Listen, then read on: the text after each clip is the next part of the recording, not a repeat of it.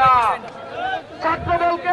ছাত্রদলের সাংগঠনিক অভিভাবক জনাব তারেক রহমান যে নির্দেশনা দিয়েছেন যে গণতান্ত্রিক ক্যাম্পাস, মুক্তির ক্যাম্পাস, ইতিমধ্যে আপনারা দেখেছেন যে তিনটি দাবি আমরা দিয়েছিলাম এবং পোস্টাল ব্যালটের বিষয়ে গতকাল আমরা নির্বাচন কমিশনের সাথে আলোচনা হয়েছে আমাদের, আমরা লিখিতভাবে জানিয়েছি।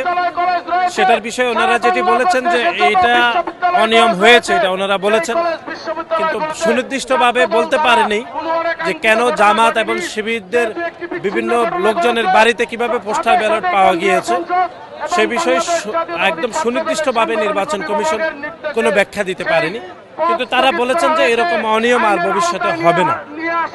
আর আমরা দেখেছি যে 5 তারিখের পর থেকে বিভিন্ন ইস্যুতে জামাতে ইসলাম এবং নতুন যে রাজনৈতিক দল গঠিত হয়েছে এনসিপি, তারা বিভিন্ন মব তৈরি করে নির্বাচন কমিশনের যে সিদ্ধান্ত নেওয়ার কথা সেটাকে উল্টিয়ে মব করে অন্য সিদ্ধান্ত নিয়ে যাওয়ার এক ধরনের অপচেষ্টা আছে। আমরা নির্বাচন কমিশনকে বলেছি যে নির্বাচন কমিশন একটি সাংবিধানিক প্রতিষ্ঠান। বাংলাদেশের সংবিধান নির্বাচন কমিশনকে প্রচলিত সকল শক্তি দিয়েছে যে সঠিক সিদ্ধান্ত গ্রহণ করার বিষয়ে, একক সিদ্ধান্ত গ্রহণ করার বিষয়ে। কারো উপর আসলে মুখাপেক্ষী নয় নির্বাচন কমিশন।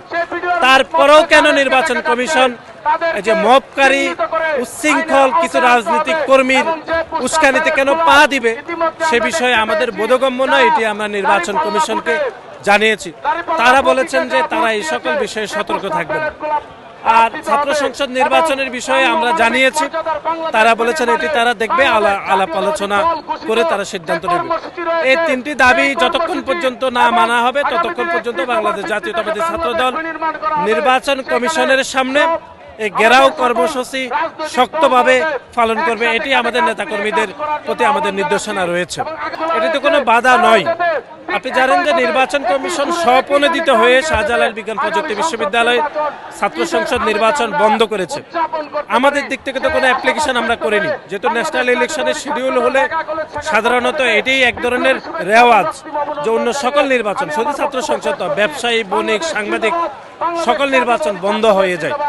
তারা চিঠি ইস্যু করেছে নির্বাচন কমিশন, কিন্তু বিশ্ববিদ্যালয় প্রশাসন ওনাদেরকে ভুল বুঝিয়ে আবার চিঠি রিভার্স করেছে।